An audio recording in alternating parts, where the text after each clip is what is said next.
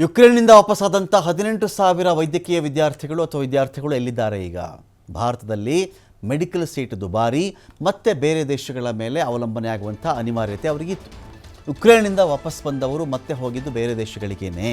ನೋಡಿ, 18,000 ವಿದ್ಯಾರ್ಥಿಗಳು ಭಾರತದವರೇ ಯುಕ್ರೇನ್ನಲ್ಲಿ ಮೆಡಿಕಲ್ ವ್ಯಾಸಂಗ ಮಾಡ್ತಾಯಿದ್ರು. ಏನು ರೀ, ಅಲ್ಗ್ರಿ ಯಾಕ್ರಿ ಹೋಗಬೇಕಾಗಿತ್ತು? ಏನು ಕೆಲಸ ಇಲ್ವಾ ಇವ್ರಿಗೆ?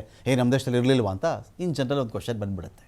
ಹೌದು, ಯುಕ್ರೇನಲ್ಲಿ ಯಾಕೆ ಓದ್ತಾ ಇದ್ರು ಅಂತ ಹೇಳಿದ್ರೆ, ಒಬ್ಬ ಮನುಷ್ಯ 25 ಲಕ್ಷ ರೂಪಾಯಿಗಳ ಲೋನನ್ನು ಪಡ್ಕೊಂಡು ಯುಕ್ರೇನ್ಗೆ ಹೋದರೆ ಅವನು ವಾಪಸ್ ಬರ್ತಿದ್ದೆ ವೈದ್ಯನಾಗಿ.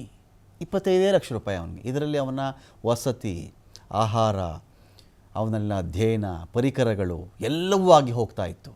ಇದೇ ಭಾರತದಲ್ಲಿ ಒಬ್ಬ ಮನುಷ್ಯ ಒಂದು ಡಾಕ್ಟ್ರ್ ಓದಬೇಕು ಅಂದರೆ 2 ಕೋಟಿ, 2.5 ಕೋಟಿ, 3 ಕೋಟಿ, ಕೆಲವರು 4 ಕೋಟಿನೂ ಖರ್ಚು ಮಾಡ್ತಾರೆ, ಕೆಲವರು 75 ಲಕ್ಷನೂ ಖರ್ಚು ಮಾಡ್ತಾರೆ, ಕೆಲವರು 1 ಕೋಟಿಗೂ ಮಾಡಬಹುದು.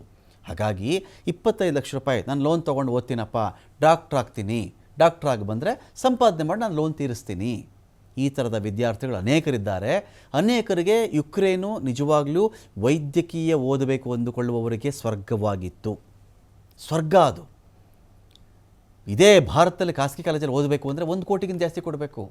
ಮೆಡಿಕಲ್ ವ್ಯಾಸಂಗಕ್ಕೆ ಯುಕ್ರೇನ್ನಲ್ಲಿ 25ರಿಂದ 30 ಲಕ್ಷ ಕೊಟ್ಟರೆ ಸಾಕು. ಹೀಗಾಗಿ ಯುಕ್ರೇನ್ನಿಂದ ಈಗ ವಾರ ಆಯ್ತಲ್ಲ, 18,000 ಜನ ಬಂದುಬಿಟ್ರು ಈ ಕಡೆಗೆ. ಉಜ್ಬೇಕಿಸ್ತಾನ್ ಇವ್ರು ಓದ್ಕೊಂಡವ್ರು ಇಲ್ಲಿ ಮತ್ತೆಲ್ಲೂ ಹೋದರು. ಕೆಲವರು 2ನೇ ಸೆಮಿಸ್ಟ್ರೋ, 3ನೇ ಸೆಮಿಸ್ಟ್ರೋ, 4ನೇ ವರ್ಷವೋ, 2ನೇ ಎಲ್ಲ ಇದ್ರಲ್ಲ. ಕಜಕಿಸ್ತಾನ್, ಉಜ್ಬೇಕಿಸ್ತಾನ್, ಕಿರ್ಗಿಸ್ತಾನ್, ಜಾರ್ಜಿಯಾ ಕಡೆ ಕೆಲವರು ವಲಸೆ ಹೋದರು. ನಿಮಗೆ ಗೊತ್ತಿರಲಿ, ಕೆಲವರು ರಷ್ಯಾಗೂ ಹೋದರು. ಯಾವ ರಷ್ಯಾ ಯುಕ್ರೇನ್ ಮೇಲೆ ಯುದ್ಧವನ್ನು ಸಾರಿತ್ತೋ ಇದೇ ರಷ್ಯಾ ಆಫರ್ ಮಾಡ್ತೋ, ನಾನು ನಿಮಗೆ ಮೆಡಿಕಲ್ ಎಜುಕೇಷನ್ ಕಂಟಿನ್ಯೂ ಮಾಡ್ಕೊಡ್ತೀನಿ ಬನ್ನಿ ಅಂತ ಕೆಲವರು ರಷ್ಯಾಗೂ ಹೋದರು. ದೇಶಕ್ಕೆ ವಲಸೆ ಎಲ್ಲ ವಾಪಸ್ ಬಂದರು, ಇಂಡಿಯಾಗೆಲ್ಲ ವಾಪಸ್ ಬಂದುಬಿಟ್ರು. ಸರ್ಕಾರ ಕೊಟ್ಟಿದ್ದಂಥ ಭರವಸೆ ಈಡೇರಿದೆಯಾ ಅಂತ ನೋಡಿದ್ರೆ ಅನೇಕರು ಹೇಳ್ತಾ ಇದ್ದಾರೆ ಈಡೇರಿಲ್ಲ. 10 ಬಾರಿ ಪ್ರತಿಭಟನೆ ಮಾಡಿದ್ವಿ ಸ್ವಾಮಿ, ನಮಗೇನೂ ಪ್ರಯೋಜನವಾಗಲಿಲ್ಲ, ಅತಂತ್ರರಾಗಿದ್ದೀವಿ ನಾವು ಅಂತ 12,000 ವಿದ್ಯಾರ್ಥಿಗಳು ಇದೀಗ ಅವರ ಒಂದು ವೈದ್ಯಕೀಯ ಶಿಕ್ಷಣ ಅತಂತ್ರವಾಗಿದೆ. ಇವರೆಲ್ಲರೂ ಸೇರಿ ಬೇರೆ ಬೇರೆ ದೇಶಗಳ ಮೇಲೆ ಅನೇಕರ ಅವಲಂಬನೆ ಆಗಿದ್ದಾರೆ. ಇನ್ನೊಂದು ಕಡೆ ಯುಕ್ರೇನ್ನಿಂದ ಹೋಗ್ಬಿಟ್ರೆ, ಡಾಕ್ಟರ್ ಆಗಿಬಿಟ್ರೆ ನಮ್ಮ ಇಂಡಿಯಾದಲ್ಲಿ ಅಲೋ ಮಾಡಿಬಿಡ್ತಾರೆ, ಅವ್ರನ್ನ ಅಲೋ ಮಾಡಲ್ಲ.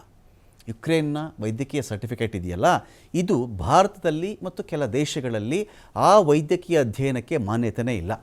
ಭಾರತದಲ್ಲೇ ನೀನು ಓದಬೇಕು. ಅಕಸ್ಮಾತ್ ನೀನಿಂದ ವಾಪಸ್ ಬಂದರೆ ಒಂದು ತುಂಬ ಟಫೆಸ್ಟ್ ಎಕ್ಸಾಮನ್ನು ನೀನು ಫೇಸ್ ಮಾಡಬೇಕು.